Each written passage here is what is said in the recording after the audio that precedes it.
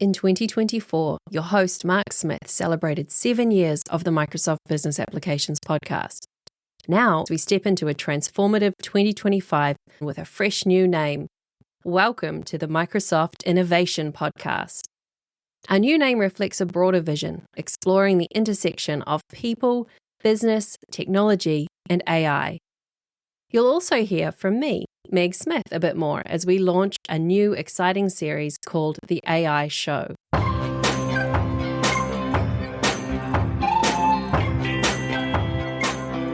Welcome to the MVP Show. My intention is that you listen to the stories of these MVP guests and are inspired to become an MVP and bring value to the world through your skills. If you have not checked it out already, I do a YouTube series called How to Become an MVP. The link is in the show notes. With that, let's get on with the show. Today's guest is from Seattle in Washington in the US of A. He's a vice president of Tiguna. His first award is MVP in 2024, so he's fresh into the program. His love for technology isn't just confined to his professional life, and he started Matalino, which we'll drill into shortly, as a platform to connect like-minded individuals, sharing his experience and exploring the latest trends in Dynamics 365 ecosystem. His blog, Matalino, means smart or intelligent in Filipino. Might give you a hint to his origins. It is a country I've visited multiple times. You can find links to his bio and socials in the show notes for this episode. Welcome to the show, Kristoffer. Thank you. Thanks, Mark, for having me. This is exciting. It is. So, a couple of things to uncover. And actually, before we get started, let's cover my 3 Fs, food, family, and fun, and then we'll get into this blog of yours. Okay. So food... my favorite food. Balut? I've tried balut before. Yes, it's this duck egg. But no, it's if I get asked about this, I love cooking. I grew up with my mom being a chef in the family, so I've been around food. Everyone cooked, including our generation. Even the younger guys had to cook. But one food that I'll always go to is called longanisa. It is a Portuguese sausage, and if cooked correctly, it's one of the best foods. Every person I've ever given this to, and none of them has ever said didn't like it. Now, the burp after, probably not the most favorite thing to have after, but it is very, very good. So longanisa, for anyone's curious, Longanisa. So it's been good. So food, family. Family. I have 3 children, and I have one in junior high and a freshman, and then my youngest is a 9-year-old, a 4th grade. So full house, and my wife's a teacher. So it's all about it's all about learning for us. This household's all about learning, and so this is my family. I reside in Washington State, right off about 30 minutes from Redmond, Washington, which is the home of Microsoft. So that's my background in food, family, and fun. Fun. So there's a lot of things I enjoy, but there's things in my life that of course, family is always going to be, anytime with my family, I'm all up for it. No matter what we do, I'm having a good time. For me individually, what I love to do is ride my motorcycle. Considering living in Washington State, it rains all the time. So I will take advantage of that. Number 2 is cooking. I enjoy cooking in general. And even at some point in conversation that when I do retire, I may open up a small little restaurant just so I could cook. So we'll see. I love that. That is so cool. I just got to stop a video playing because I've looked up that sausage and I've got a recipe for it. So I am like, yeah. I'm going to try that out. Because I love Portugal as well. But tell me, are you Filipino? I am Filipino. Yes, I was born there. Came here about 10 years old in Washington State. And I've kind of stayed here. What's interesting is my last name is certainly Spanish, and my mom's maiden name's Spanish. What's interesting to me is that when I did the whole DNA thing, I'm only about 60-70% Filipino. The rest is Polynesian, but they didn't specify which Polynesian islands that I belong to. So, surprise! I have no Spanish blood whatsoever. But my dad's, my family's Espinosa and Sanchez, because Philippines is full of Spanish last names. But I have no Spanish blood. When I was in Manila, I went to I don't know if it was a memorial site or an outdoor museum, which showed the whole, the Spaniards, coming in and colonizing the Philippines and their involvement and stuff like that. So, I found it very interesting because it's part of history I wasn't aware of.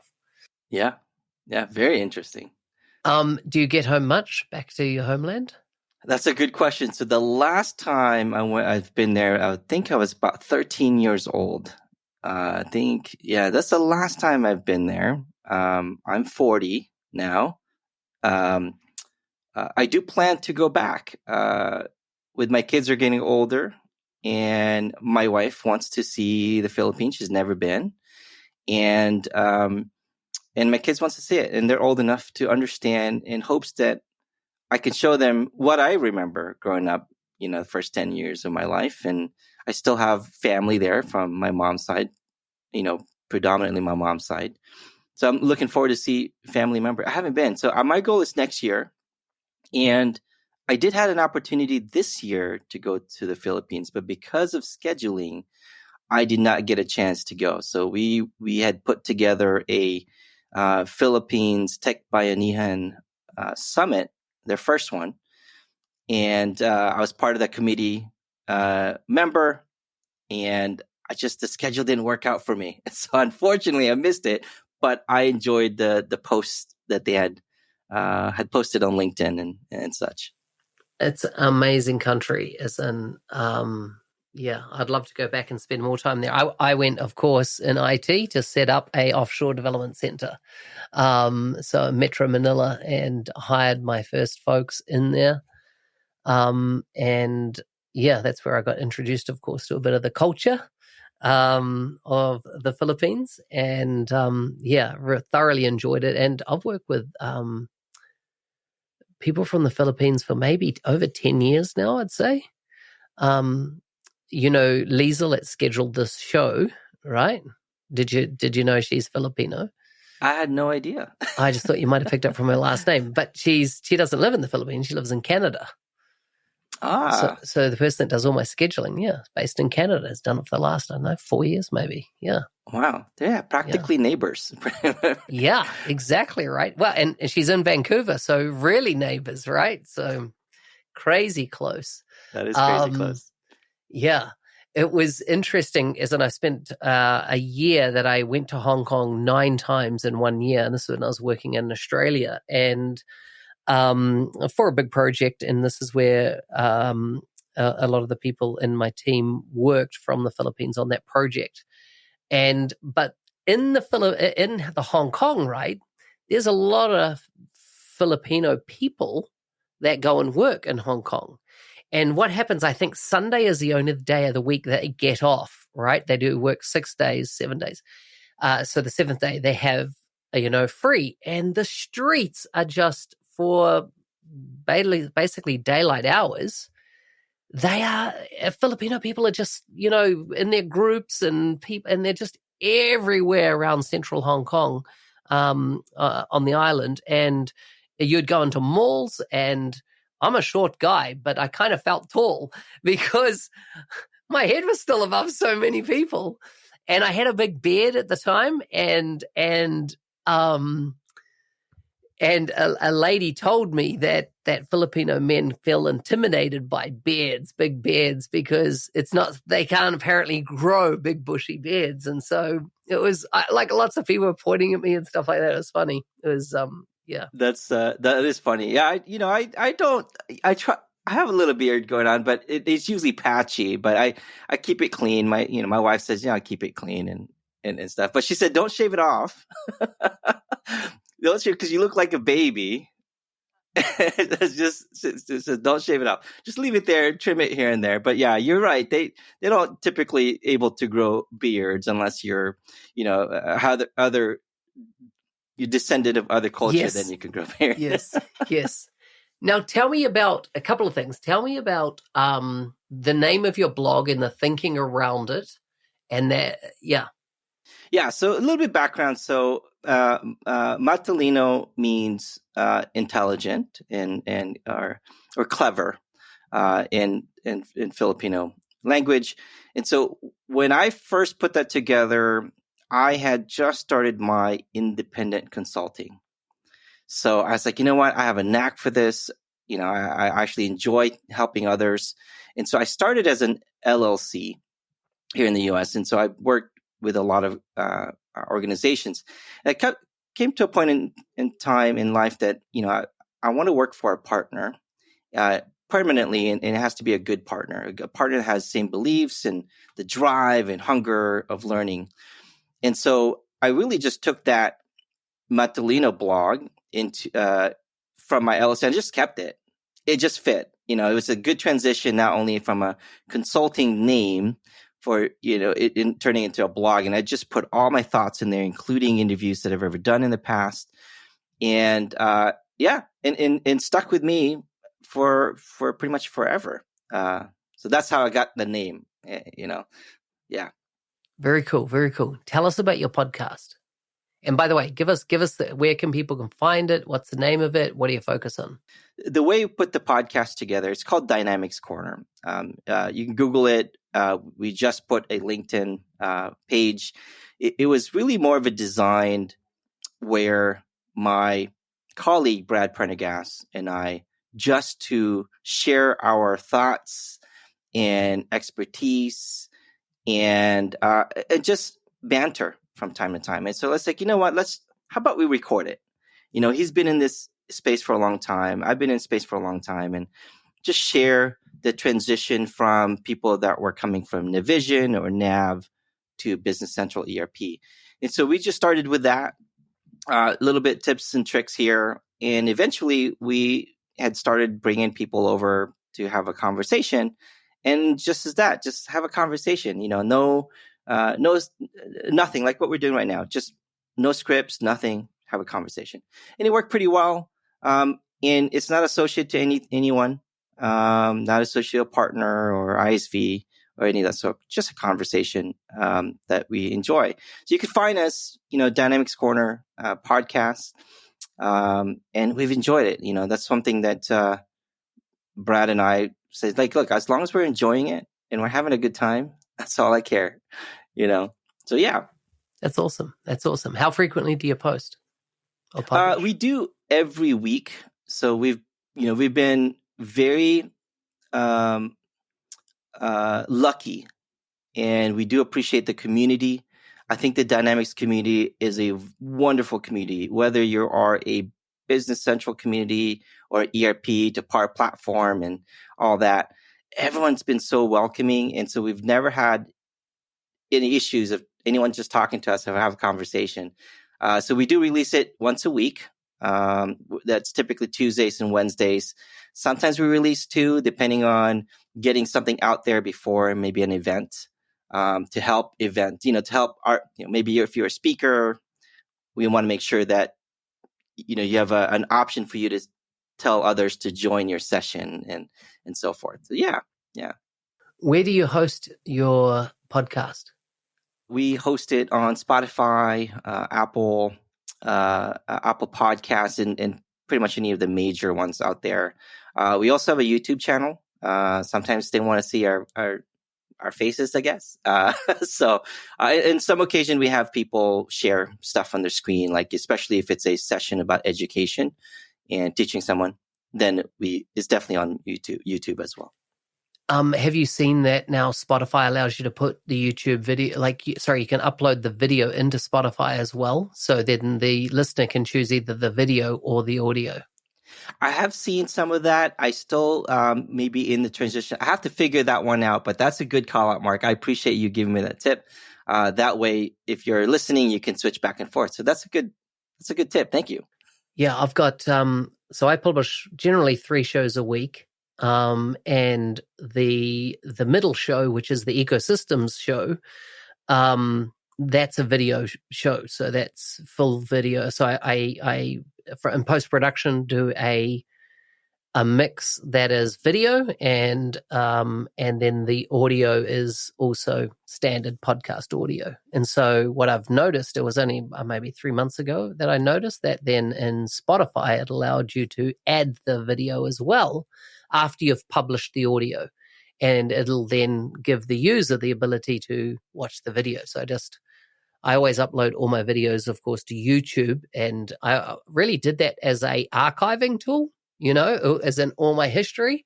But what's happened is that now a lot of people will go and watch it actually over on YouTube than, on the traditional Apple or Spotify or something like that. So just behind that, though, do you have anything like Buzzsprout or anything like that as your aggregator that then sends it out to those various platforms, or do you manually upload? No, you're spot on 100%. So we are using Buzzsprout right now, and then it just basically spreads it out to all those different channels. Yeah. Buzzsprout, honestly, I've only made the change once, and I wish I'd done it earlier, but Buzzsprout I love that they keep innovating, right? They keep, they've added the whole AI functionality in it about a year ago now, and it's awesome. And then, another tool I use is Podpage, and I use that. It's like a website for your podcast. And it allows for, much more detail around what's in the show, content, if you have sponsors, to put that in. And the crazy thing is, my wife decided to run a report on what it costs me to produce the podcast. And I've been doing it 6 years, right? So I've got some consistency. How much money? So forget my time, because that's not factored in, but this is invoices that I have received that I have to pay in relationship to my podcast. What do you reckon that is per annum in US dollars? Are you ready to accelerate your career in the Microsoft ecosystem? The 90-Day Mentoring Challenge, created by Mark Smith, is your opportunity to create a personalized pathway to success. Join over 1,200 alumni from more than 70 countries who have achieved remarkable results, from promotions to new job opportunities. Take it from Nathan, who said, "Since completing the 90-Day Mentoring Challenge, I've become an MVP in business applications and doubled my income." Or from Parvez, who shares, "I've never felt as inspired or energized about my career as I do now." Sign up at arcor.nz365guide.com. You can find the link in the show notes. And if you use the code podcast, you'll get 10% off. Oh, because the Buzzsprout has different tiers. So I don't know what tier I'm on. It's whatever it needs to do 3 shows a week. So so 3 shows a week, and you're gonna do that for a month. So you have quite a bit of show there.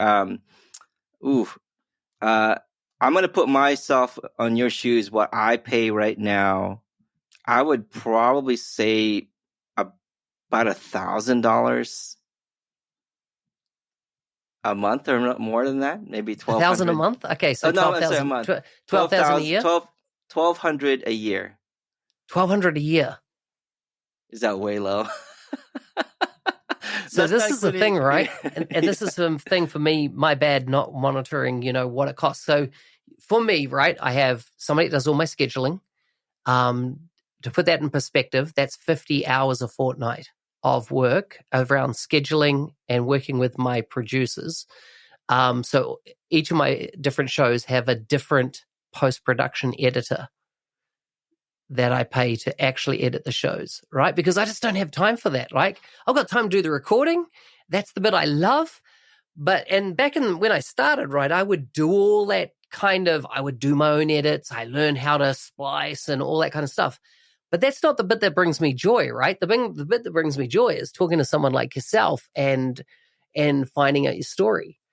I am spending $30,000 a year. Wow. Okay.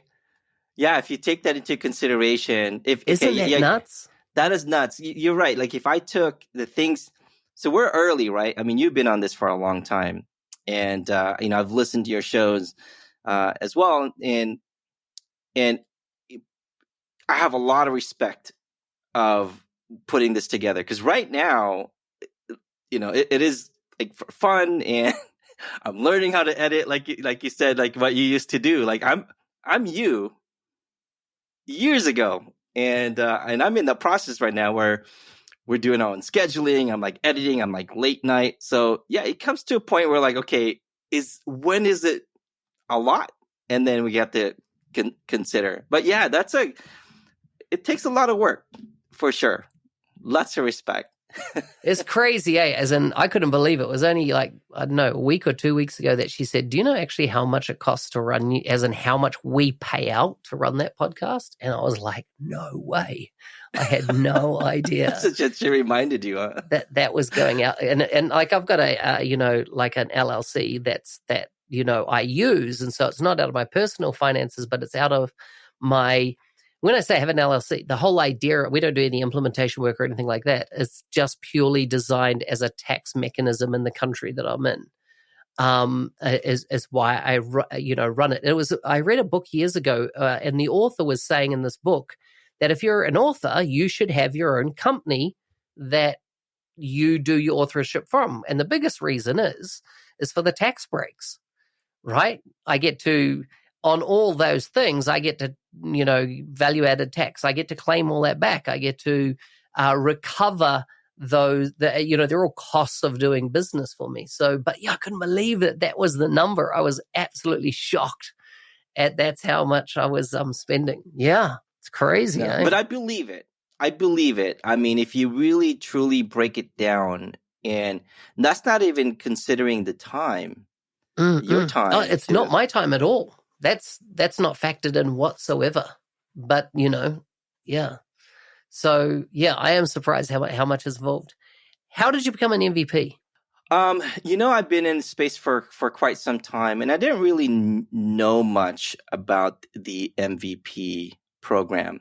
I've heard about it throughout my career. My background is in IT. I started my career right when I was still in high school. I think I was senior in high school. I had already started with an internship. So half of my school was interning somewhere, or I guess externing, whatever you want to call it. And then, and I've always been a big belief in education. And so when I got involved in the dynamic space, there was a big struggle for me internally to find good content somewhere where I can learn. So luckily in the Pacific Northwest, I was introduced to several others. I had a good partner that helped me introduce to the other businesses in the area while we were implementing NAV. And so what happened was I got introduced to a gentleman named Dave Weiser and Bob Starr. They're still in the space, and said, hey, we need a user group. And so I was one of the original people that started the user group here in the Pacific Northwest. And so ever since then, every time there's a user group meeting, I always submitted some sessions to speak and whatever I wanted to learn. And then I found that there's convergence and summit happening, conferences. Like, I got to go. Whether the business paid for it or not, I even spent money out of my pocket because it was an investment for me to learn. So I sat in there, and then it's like, how do these people teach others? So I learned from that, not only with the content. Eventually I got to a point where it's like, now I'm comfortable enough to submit sessions. So I started submitting sessions and so forth. It didn't really come into play until Brad and I started doing our podcast. And once we started doing a podcast, we talked about our history of the product. Someone had recognized us and said, hey, you guys are doing a good job. You're giving back to the community. We're speaking sessions. We did academies and so forth. And then someone nominated. And I was very much honored to be nominated by Shannon Mullins. And so it's been really great. It's an amazing journey. And it allowed me to be more confident on top of that, which allowed me to connect with other MVPs across the globe and across the US, and then do the Tech Bayanihan, which is a conference that's outside of the country. So, now I want to continue, and I want to continue to give back, because look, I was that person at the seat listening to somebody speak. And so I learned from that. I learned from the community. So what can I do? What can I do in return by giving my time back to the community, in hopes that there was someone just like me who's sitting back there and saying, I want to start my career. They have an avenue to go and ask these questions, because I struggled. There was no documentation. It was hard to come by. You have to speak to somebody that's already been in the Navision space or Nav space. Kristoffer, this has been awesome hearing your story. We're already 5 minutes over time with our chat banter. Yeah. Thank you so much for coming on the show. We'll need to do this again. Will do. I appreciate it, Mark. Thank you for having me. Hey, thanks for listening. I'm your host, Business Application MVP Mark Smith, otherwise known as the NZ365 Guy. If you like the show and want to be a supporter, check out buymeacoffee.com/NZ365 Guy. Thanks again, and see you next time.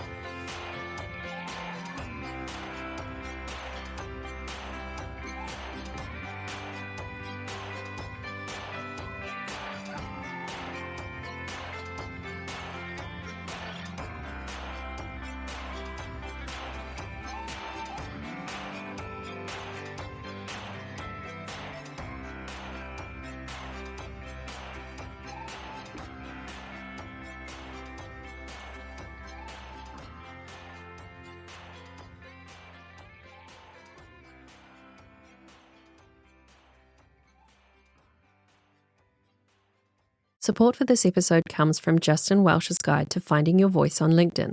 When I worked at Google, I never posted on LinkedIn because I didn't think anyone wanted to hear what I had to say. Then I took Justin's course, and it gave me the confidence to start sharing authentically. Check it out if you've been wanting to show up on LinkedIn but don't know how to start.